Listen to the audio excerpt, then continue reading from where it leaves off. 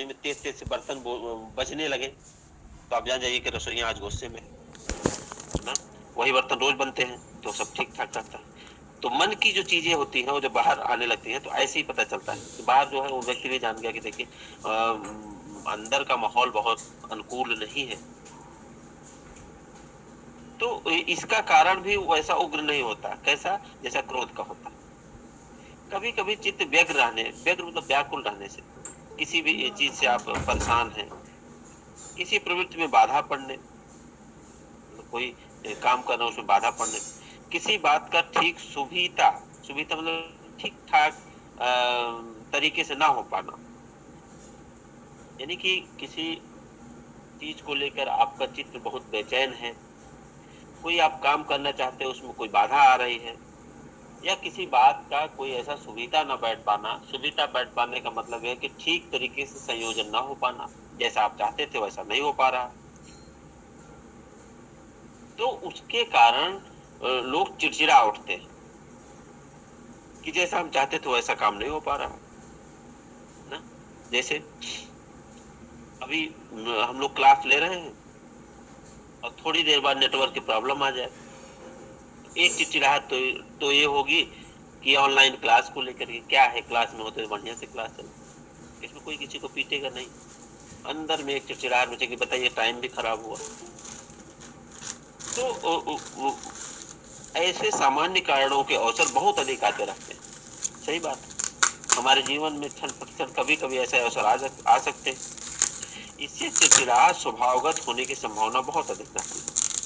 किसी मत, संप्रदाय या संस्था के भीतर निरूपित आदर्शों पर ही अनन्य दृष्टि रखने वाले बाहर की दुनिया देख देख कर अपने जीवन भर चिड़चिड़ाते चले जाते हैं। अच्छा, कुछ लोगों की आदत ही हो जाती कि कुछ ऐसा माहौल सालों वर्षों तक चल गया कि उनके जेहन में या उनकी आदत में चिड़चिड़ाहट शामिल हो। आप अच्छा भी करेंगे तभी चिड़चिड़ापन उनमें दिखाई पड़ेगा।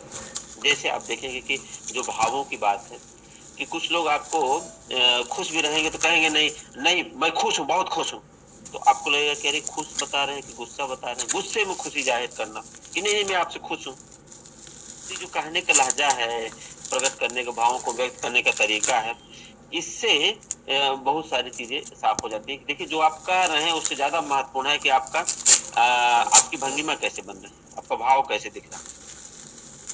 तो वही कह रहे हैं कि किसी मत, संप्रदाय, संस्था के भीतर निरूपित आदर्शों पर अनन्य दृष्टि रखने वाले बाहर की दुनिया देख देख कर, आप किसी मत को मानते हैं, किसी संप्रदाय में दीक्षित हैं या किसी संस्था के भीतर काम कर रहे हैं, खूब बढ़िया आदर्श बना हुआ कि ऐसे काम करना है, ऐसे रहना है, ऐसे लोगों से व्यवहार करना है। वो अपने संस्था में, अपने समाज में, अपने संप्रदाय को तो बहुत बढ़िया से नियम कायदे की बात करेंगे, लेकिन बाहर की दुनिया जब देखेंगे कहीं क्या हो रहा है ऐसा, यानी कि हर चीज में चिड़, जैसे आप होता है ना कि जब आप अंदर से खुश रहते हैं तो दुनिया पर बहुत खूबसूरत लगती है। जैसे ही आप दुखी हो जाते हैं तो लगता है कि वही कैंपस, वही शहर, वही रास्ते, वही घर के लोग सब अनमने से लगने लगते हैं। यानी कि ये जो बाहर हम दुनिया देखते हैं उसको देखने की नजर हमारे भीतर की दृष्टि देती है। हमारे भीतर का मन जैसा होगा वैसे हम दुनिया देखते हैं। हम गुस्से में रहते हैं तो हमको सब लगता है कि बर्बाद हो गया, खुश रहते हैं तो वही चीजें हमको, गर्मी की धूप भी लगता है कि ठीक है। तो ये जो चिड़चिड़ाहट का प्रकार, जिधर निकलते हैं कौन, जो चिड़चिड़े लोग होते हैं, रास्ते भर मुंह बिगड़ा रहता है। देखिए शुक्ल जी मजा ले रहे कि जो चिड़चिड़े लोग जिधर निकलते हैं रास्ते भर मुंह बिगड़ा रहता है। चिड़चिड़ाहट एक प्रकार की मानसिक दुर्बलता है। इसी से यह रोगियों और बुड्ढों में अधिक पाई जाती है ना।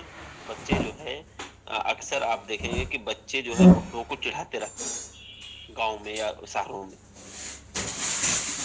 और इससे क्या है, छोटी छोटी बात पे खींचते हैं, कभी लाठी लेकर उनका खींच दिए, कभी कोई चीज मांग रहे हैं नहीं दे रहे हैं, तो छोटी छोटी चीजों को लेकर के चिड़चिड़ाहट हो जाती है। और रोग को, उसकी छोटी छोटी जरूरतें हैं उसको नहीं मिल रही है, तो पानी चाहिए, कभी कभी दवा चाहिए, कभी कुछ चाहिए, समय पे नहीं मिल पा रहा, एक अजीब तरह की चिड़चिड़ाहट, चूंकि उसका सामाजिक दायरा बहुत सीमित हो चुका है, एक घर में है। इसका स्वरूप उग्र और भयंकर ना होने से, किसका, चिड़चिड़ाहट का स्वरूप बहुत उग्र नहीं होता, पीट नहीं देता किसी को, भयंकर नहीं होता, किसी को ज्यादा मार नहीं देता, उससे निदान नहीं पाता। बहुतों के और खासकर बालकों के विनोद की एक सामग्री भी हो जाती है। बहुत लोग उस चिड़चिड़ेपन का आनंद लेने लगते हैं, रास्ते भर से चले जाएंगे, कहेंगे चलिए उस कोने पे जो एक बुड्ढा बैठा रहता है ना, उसको थोड़ा चिढ़ा के मजा लेते हैं। बच्चे अक्सर जब आप लोग तो शहरों को होंगे, जो गांव के लोग होंगे वो जानते होंगे कि ऐसे लोगों को चिढ़ाने में, बच्चों को किसी के खेत से कुछ चुरा लेना है, आम की रखवाली कर रहे हैं और वहां से तोड़ लेना है आम, इसलिए नहीं कि खाना है बल्कि उनको चिढ़ाना है।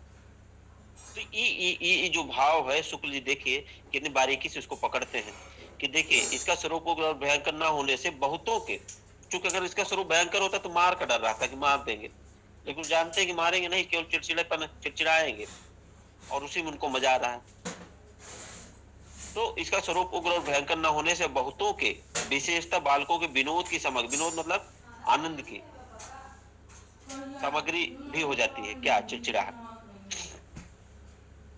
बालकों को चिड़चिड़े बुड्ढों को चिढ़ाने में बहुत आनंद आता है, और कुछ विनोदी बुड्ढे भी चिढ़ाने की नकल किया करते हैं ना। प्रेमचंद ने एक बात लिखी है कि वो जो बुढ़ापा होता है वह बहुधा बचपन का पुनरागमन होता है। कहते हैं कि बूढ़े और बच्चे लगभग बराबर होते हैं, कि वैसे ही हरकतें, वैसे ही आनंद लेने, वैसे ही चोलबाजियां, वैसे ही अपने व्यवहार आसपास, ये दोनों में दिखाई पड़ता है। वो बचपन की अवस्था, दूसरा वृद्धावस्था में। तो केवल बच्चे ही नहीं चिढ़ाते, कभी कभी बड़े भी चिढ़ाते हैं।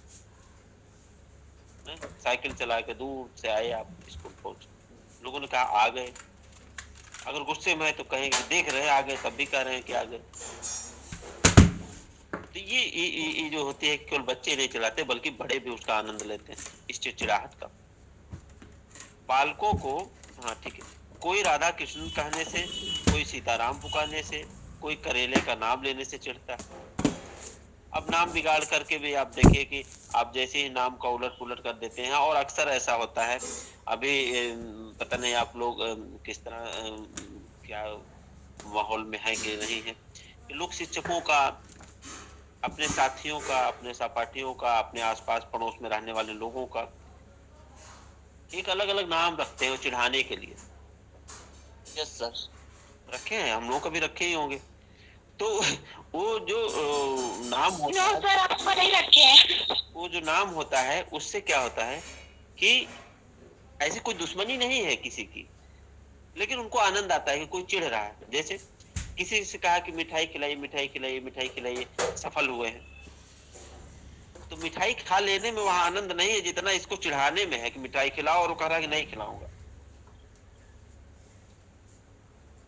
तो उसी तरह से कोई किसी को राधा कृष्ण कह रहा है, कोई सीताराम पुकार रहा है, ये नाम होते हैं गांव में, लेकिन जिसका नाम नहीं है उसका दूसरा नाम रख दिया, और अपने पीछे लड़कों की खासी भीड़ लगाए फिरता है, क्योंकि दूर तक उसको चिढ़ाते हुए लोग जाते हैं। और आप देखिए कि जो लोग हैं बाहर निकलेंगे, कभी कभी रोड पे ऐसे लोग मिल जाएंगे जो उसका आनंद भी लेते हैं बड़े, और दूर तक, जैसे अगर बच्चे लौट गए तो फिर कुछ ऐसी हरकतें कर देंगे कि बच्चे फिर चिढ़ाते हुए उनके पास आ जाते हैं। तो शुक्ल जी शुक्ल जी जब इन चीजों पे, क्रोध जैसे मनोविकार पे बात कर रहे हैं, तो क्रोध के जितने सारे आयाम हो सकते हैं, क्रोध के जितने सारे पक्ष हो सकते हैं, क्रोध के को सपोर्ट करने वाले, क्रोध के विपरीत में, सहमति में जितने भाव या मनोविकार हो सकते हैं, उन सारे चीजों का जिक्र करते हुए चलते हैं, इसलिए क्योंकि उससे ही जुड़े हुए। और ऐसा नहीं कि बहुत बड़ी थ्योरी दे रहे हैं शुक्ल जी कि आपकी समझ में न आए, बल्कि वो सिद्धांत देते हुए हमारे आसपास के जीवन के बहुत सारे उदाहरण दे रहे हैं। आप पढ़ते हुए देखेंगे कि अरे ये तो शुक्ल जी ने कहा जरूर है, लेकिन घटित हमारे पास भी हुआ है, हमारे बगल में भी ऐसा ही होता है। और बड़ा साहित्यकार वही होता है जो कहे तो अपनी बात, लेकिन वो उसकी अपनी बात आपको अपनी बात लगने लगे। इसीलिए आप उन कहानियों को बार बार पढ़ते हैं जिसमें आपको अपना जीवन नजर आता है। देखिए आगे क्या लिखते हैं। जिस प्रकार लोगों को हंसाने के लिए कुछ लोग मूर्ख या बेवकूफ बनते हैं, उसी प्रकार चिड़चिड़े भी। वही बात हुई कि लोगों को हंसाने के लिए मूर्खता या बेवकूफी करना। मूर्खता मूर्ख को चाहे रुलाए, और दुनिया को तो हंसाती ही है। लगातार कोई गलती कर रहा है, अब उसका तो नुकसान हो रहा है ना, लेकिन हंसने वाले तो हंस रहे हैं। कह रहे मूर्खता मूर्ख को तो चाहे रुलाए, लेकिन दुनिया को तो हंसाती ही है। और इतना ही नहीं, शुक्ल जी मजा लेते हैं आगे। मूर्ख हास्य रस के बड़े प्राचीन आलंबन है, बहुत बड़े सहारे हैं हास्य रस के। न जाने कब से इस संसार की रूखापन जो है संसार का, उसके बीच हास्य का विकास करते चले आ रहे हैं। यानी आप सोचिए कि इस दुनिया में केवल एक ही भाव रहे। अगर मान लीजिए कह दिया जाए कि आज से इस धरती पे कोई हंसेगा नहीं, यह तो ऐसे हुआ कि जैसे कह दिया जाए कि धरती पे केवल एक ही रंग रहेगा। तो ये जो संसार का रंग है, हंसना रोना गाना, इसके बीच में जो हास्य रस है, कहते हैं कि जो मूर्ख हास्य रस के बड़े आलंबन है, वो लंबे समय से इस रुखाई के बीच में हास्य का विकास करते चले आ रहे हैं। आज भी दुनिया को हंसाने का हौसला बहुत कुछ उन्हीं की बरकत से हुआ करता है। अब देखें कि इस दुनिया में रुलाना आसान है, हंसाना कठिन है। हंसाने वाले बहुत पैसा कमाते हैं। आप लोग देखते होंगे कपिल शर्मा और तमाम शो आपके जेहन में याद आ रहे होंगे कि एक सामान्य सी घटना जो हमारे जीवन में, आपके जीवन में ही आसपास घटित होती है और उस पर हमको हंसी नहीं आती, लेकिन कोई हंसाने वाला व्यक्ति है तो वही उसी छोटी घटना को कहने का अंदाज ऐसा कर देगा कि हमको आपको हंसी आ जाएगी। यानी ऐसा कंट्रास्ट, ऐसा बाइनरी खड़ी करेगा दोनों के बीच में। तो आज भी दुनिया को हंसाने का हौसला बहुत कुछ उन्हीं की बरकत मतलब जिसको मूर्ख कह रहे हैं शुक्ल जी। कभी देखे कि एक जो गांव में एक जो नौटंकी हुआ करती थी या कोई इस तरह का आयोजन हुआ करता था रंगमंच पे, जो जोकर एक आता था। जोकर मूर्ख नहीं होता था, लेकिन वह कुछ ऐसी हरकतें करता था कि हमको उसको देख के हंसी आती थी। या आप सर्कस में देखेंगे जो जोकर होता। अगला देखिए, किसी बात का बुरा लगना, उसकी असहायता का क्षोभयुक्त और आवेगपूर्ण अनुभव होना अमर्ष कहलाता है। अब अमर्ष क्या है? किसी बात का बुरा लगना,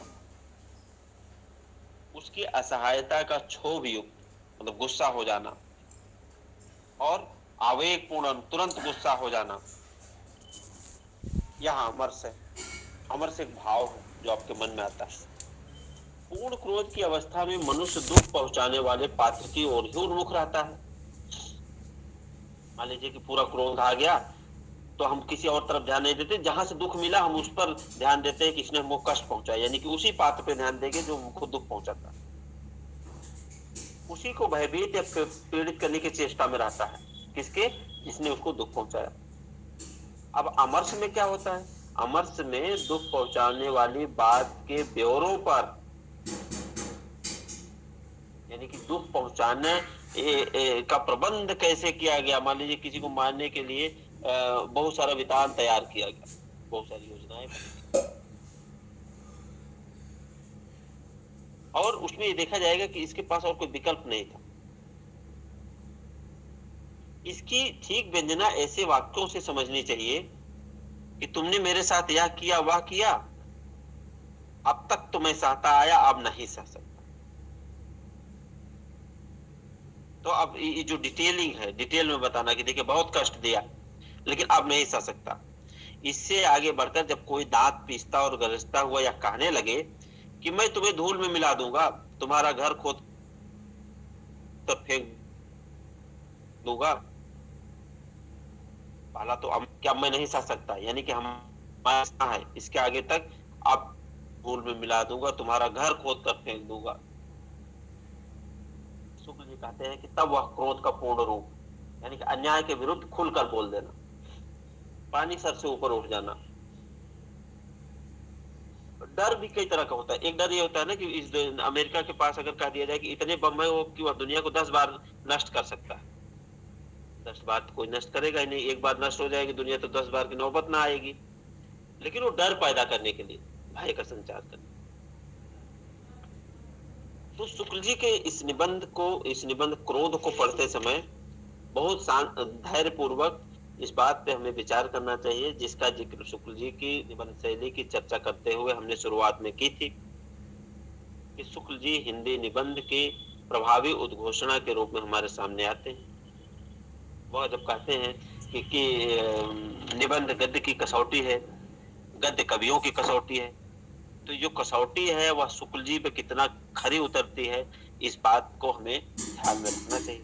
हमने कहा था कि शुक्ल जी सिद्धांत भी देते हैं, लेकिन उस सिद्धांत की व्यवहारिकता पे बराबर ध्यान देते हैं। उनके उदाहरण ऐसे होंगे जो हमारे आसपास के जीवन में हो, लेकिन उनकी थ्योरी बहुत बड़ी होती है जो मनोविकार जैसे निबंध को भी सहजता और सरलता से हमारे सामने प्रस्तुत करती है। तो इस क्रोध निबंध को लेकर के कोई सवाल आपके मन में है, या तो फिर हम कुछ और इस पे बात करने वाले हैं आज? सर पेपर में निबंध कैसे आता है, मतलब इसके बारे में क्या क्या बोलेगा, क्या करने के लिए? देखिए, दो तरीके के सवाल इस पे बनते हैं। एक तो ये बनता है कि आ जाएगा आचार्य रामचंद्र शुक्ल की निबंध शैली की विशेषताएं बताइए। लंबा सवाल होगा, उसको आपको देखना पड़ेगा कि क्या क्या विशेषताएं हैं, जिसपे अभी थोड़ी देर में हम चर्चा करेंगे। जिसपे चर्चा कर चुके उसको आज सोच रहे हैं थोड़ा सा एक पेज आपको ऐसे ही पॉइंट वाइज करवा दें। दूसरा सवाल ये बनता है कि कोई एक सेंटेंस दे देगा। एक सेंटेंस मतलब एक पैरा समझिए, एक पैरा दे दिया छोटा सा, और उसको जो है संदर्भ सहित व्याख्या करना है। जैसे आपने इंटरमीडिएट में किया होगा, किसी अपठित गद्य जो कि हम पढ़ लेते थे उसकी व्याख्या करने के लिए किया जाता था। कोई सूत्र वाक्य दे दिया और वहां से नहीं, निबंध का सारांश जैसा कुछ नहीं आता। निबंध का सारांश अगर आएगा भी तो सारांश आपको पता है वो आसानी से हो जाएगा, उसमें कोई दिक्कत नहीं। तो इस तरह की चीजें कि आपको कोई सेंटेंस दे दिए जो बहुत प्रचलित है, आचार मुरब्बा, या फिर क्रोध दुख के चेतन कारण से साक्षात्कार या अनुमान से उत्पन्न होता है। तो इस तरह के सवाल बनते हैं, और इन सवालों की व्याख्या में आपको यही बताना है कि संदर्भ लिखना है कि प्रस्तुत गद्यांश यहाँ से लिया गया है क्रोध नामक निबंध से, और इसमें यह चीज कहना चाहते हैं, और फिर उसकी व्याख्या आप कर दीजिए। व्याख्या करने के बाद उसकी विशेषताएं बताइए, चूंकि गद्य लेखन की अपनी विशेषताएं होती है कि किस तरह के व्यवहारिक उदाहरण उन्होंने दिए और किस तरह से एक मनोविकार की व्याख्या करने के क्रम में उनकी भाषा कितनी लचीली हो जाती है।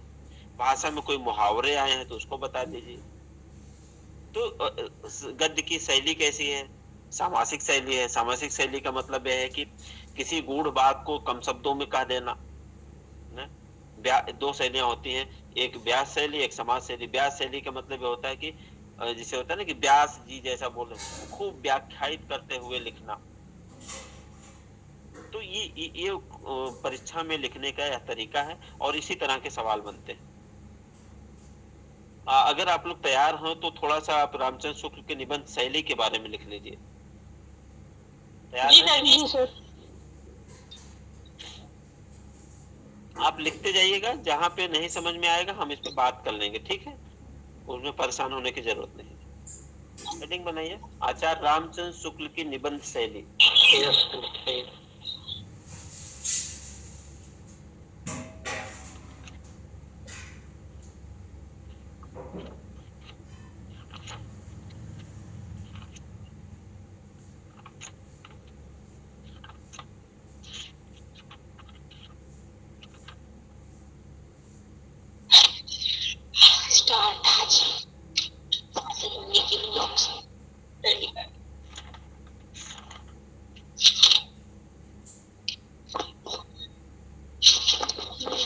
आचार्य रामचंद्र शुक्ल। म्यूट कर लो। हाँ, आप अपना फोन म्यूट कर लीजिए। सॉरी सर जी। रामचंद्र शुक्ल हिंदी निबंध लेखन में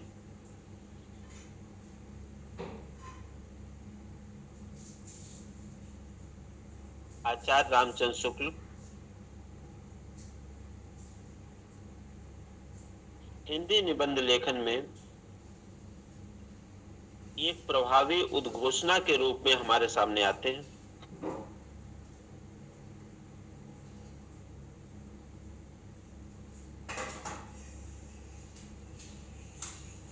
लेखन में एक प्रभावी उद्घोषणा या एक प्रभावी निबंध लेखक के रूप में हमारे सामने आते हैं।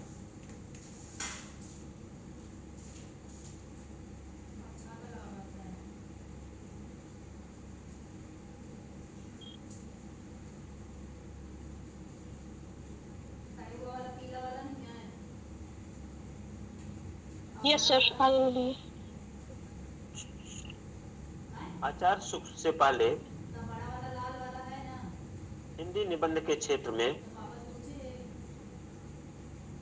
आचार्य शुक्ल से पहले हिंदी निबंध के क्षेत्र में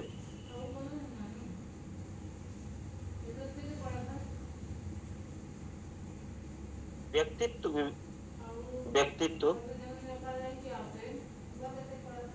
हिंदी निबंध के बाद आचार्य शुक्ल से पहले हिंदी निबंध के क्षेत्र में व्यक्तित्व व्यंजक विविधताएं, यानी व्यक्तित्व को व्यक्त करने वाली विविधताएं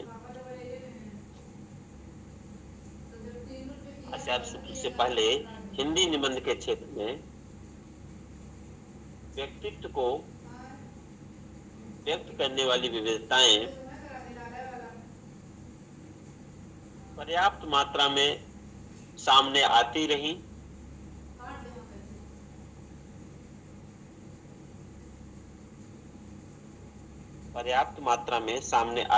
हैं।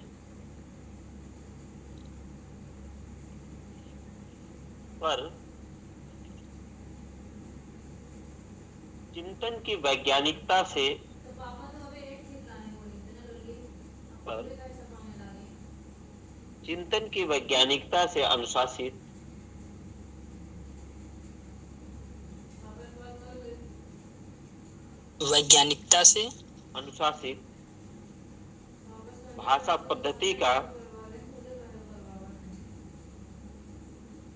चिंतन की वैज्ञानिकता से अनुशासित भाषा पद्धति का विकास नहीं हो सका।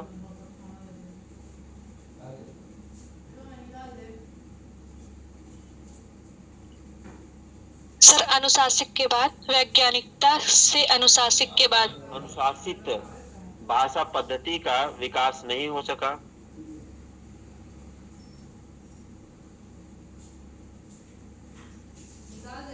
जी सर, आगे बोलिए। इस अभाव की पूर्ति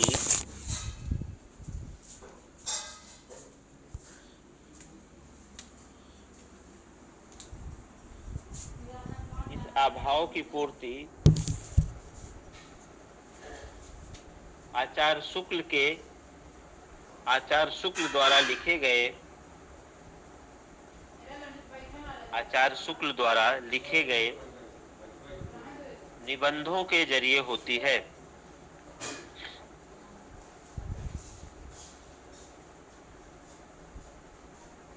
आचार्य शुक्ल द्वारा लिखे गए निबंधों के जरिए होती है।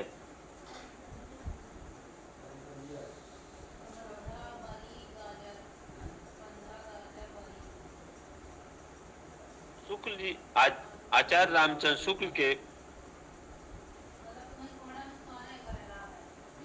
निबंधों का संकलन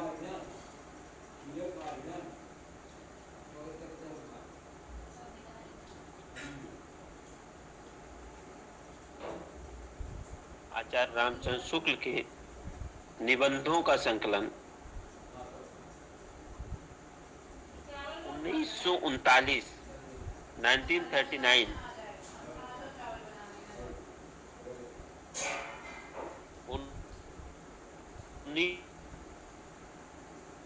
1939 में चिंतामणि के नाम से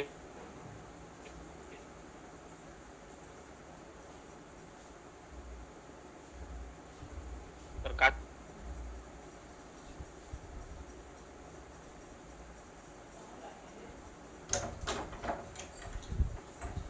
चिंतामणि के नाम से प्रकाशित हुआ, जिसका अर्थ ही है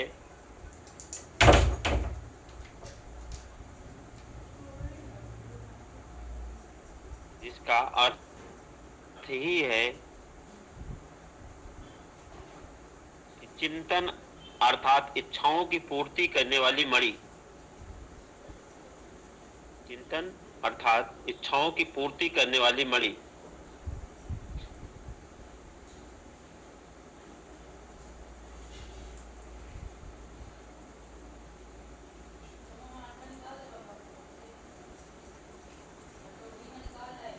यस सर।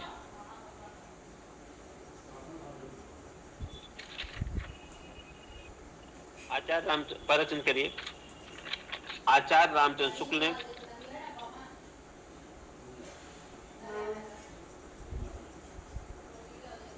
लिखा है कि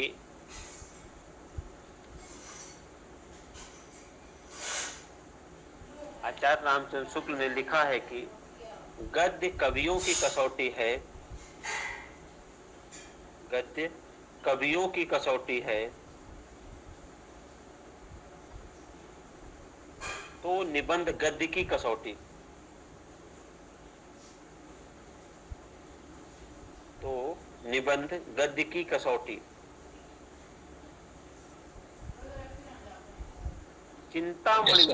चिंतामणि में संकलित निबंध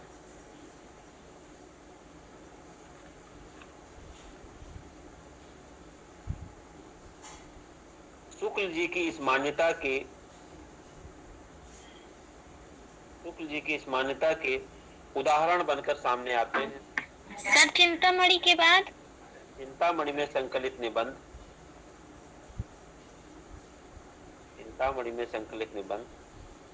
शुक्ल जी की इस मान्यता के उदाहरण बनकर सामने आते हैं।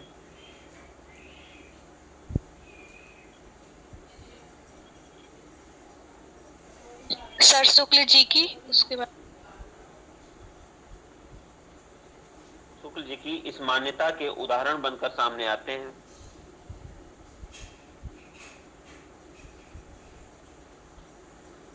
आचार्य शुक्ल के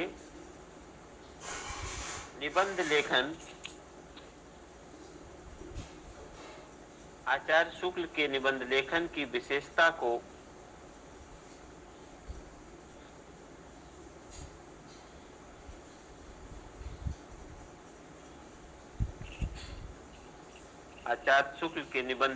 की विशेषता को रेखांकित करते हुए आचार्य शुक्ल के निबंध लेखन की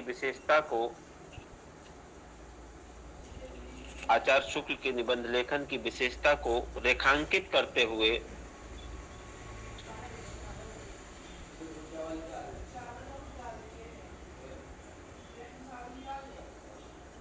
जो बात सबसे महत्वपूर्ण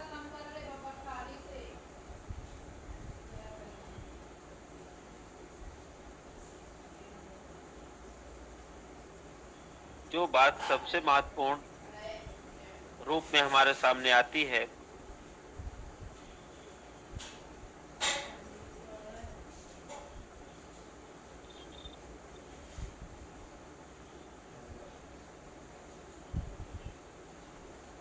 वह है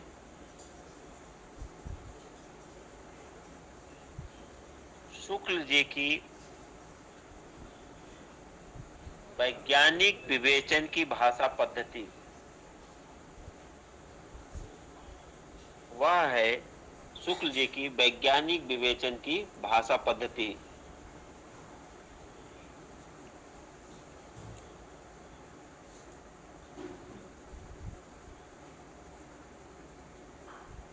इस वैज्ञानिक भाषा पद्धति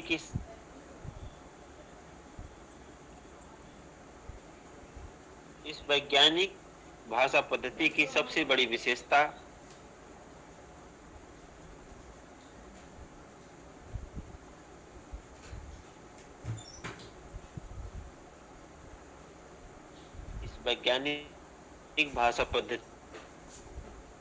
सबसे बड़ी विशेषता इन निबंधों में दिखाई पड़ती है।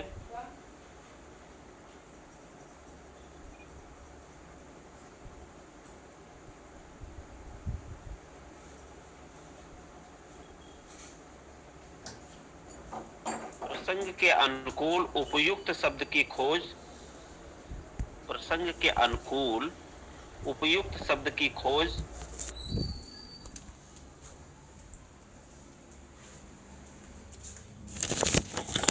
अनुकूल के बाद प्रसंग के अनुकूल उपयुक्त शब्द की खोज और उसका प्रयोग,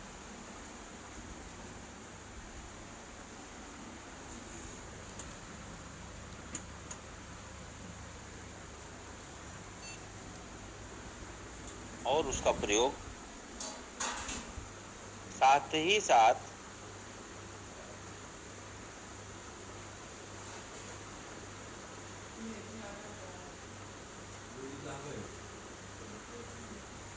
उपयुक्त तर्क योजना, उपयुक्त तर्क योजना,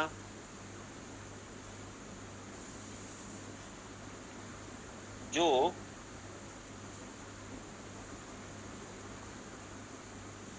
उपयुक्त तर्क योजना जो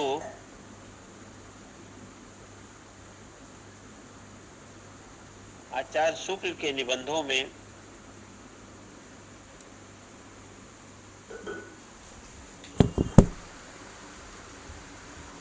उपयुक्त तर्क योजना जो आचार्य शुक्ल के निबंधों में शब्द चयन और वाक्य रचना,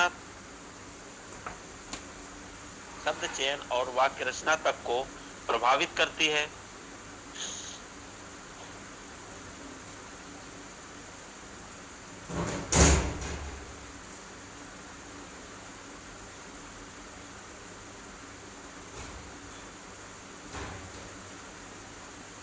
अपनी इस शैली के चलते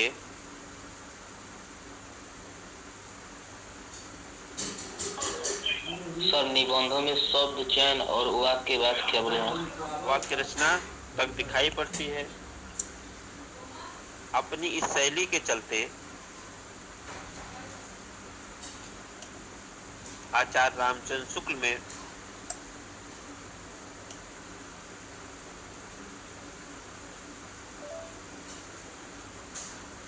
भाषा के आर्किटेक्ट की सी कुशलता, भाषा के आर्किटेक्ट, आर्किटेक्ट मतलब डिजाइनर या जिसको आप कहेंगे कि आर्किटेक्ट क्या है सर? आर्किटेक्ट इस कहते हैं ना कि बहुत कलात्मक तरीके से प्रस्तुत करना। भाषा की आर्किटेक्ट किसी योजना कुशलता दिखाई पड़ती है। आर्टिकल से बनाया क्या ये? नहीं, आर्किटेक्ट का मतलब जो क्या कहेंगे उसको, भवन निर्माण, तो कलाकार होते हैं, कलात्मकता जो होती है, शब्द को निर्माण करने वाले कलाकार, कुशलता दिखाई पड़ती है। संस्कृत के शब्दों को, संस्कृत के शब्दों को व्यवहारिक जीवन के साथ जोड़कर,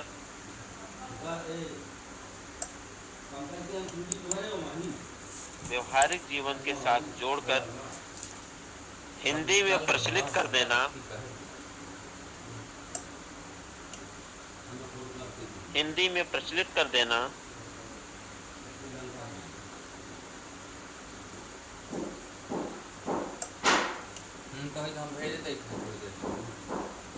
भी शुक्ल जी की एक शैली है।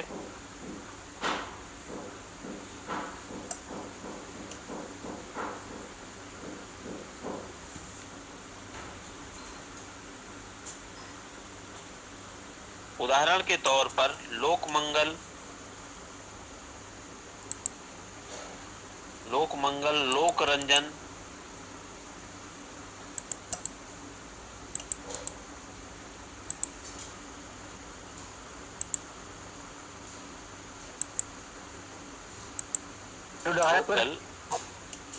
और लोकरंजन जैसे शब्दों के प्रयोग को हम देख सकते हैं।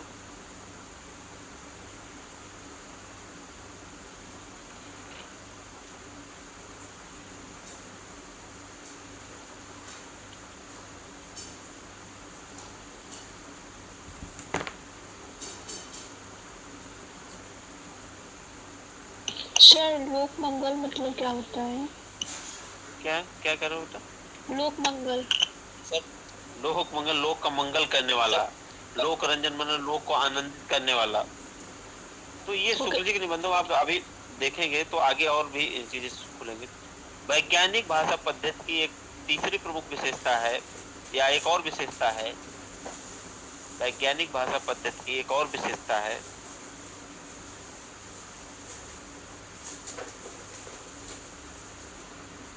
ऐसा है कि आज 12:30 तक क्लास होगी, क्योंकि उसके बाद दूसरी मेरी क्लास लगी हुई है 35 से, तो ओके हम सर। छोड़ देंगे, वहां पे कल से शुरू कर देंगे। ठीक, यही थोड़ा 2 लाइन लिख ओके लीजिए। सर। वैज्ञानिक भाषा पद्धति की एक और विशेषता है,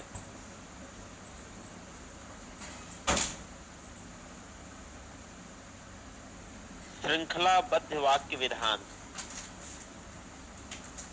सर वैज्ञानिक के बाद वैज्ञानिक भाषा पद्धति की एक और विशेषता है, श्रृंखलाबद्ध वाक्य विधान। यहीं पर छोड़ दीजिए, कल हमको यही बताइएगा, यहीं से थोड़ी देर बात करके फिर पढ़ाइए। कल क्लास कितने बजे से चलेगी? अब कल देखते हैं, आप लोग को सब टाइम तो आप 6 बजे से, किसी ने कहा 6 से लेकर 8 बजे रात तक आप लोग व्यस्त हैं। Yes sir. सर 9 बजे से 8 बजे तक। सर 9 बजे से क्लास रखी इकोनॉमिक्स की।